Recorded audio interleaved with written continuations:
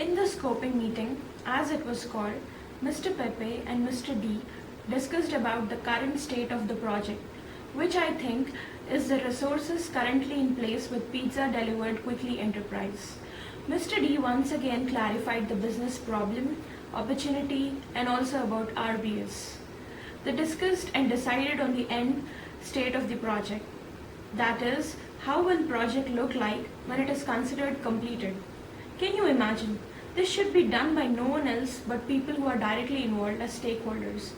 One who will be affected the first and one who are investing themselves actively in the completion of the project.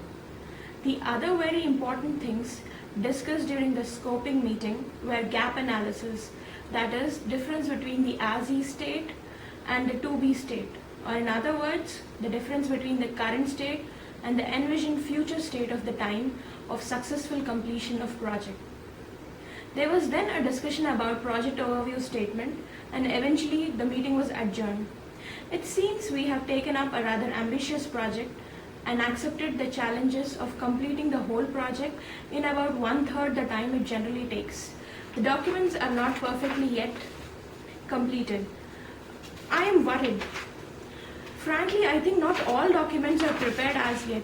I remember my professor, Mr. Curtis, telling us that a project with not much documentation stands a big chance of falling flat on its face.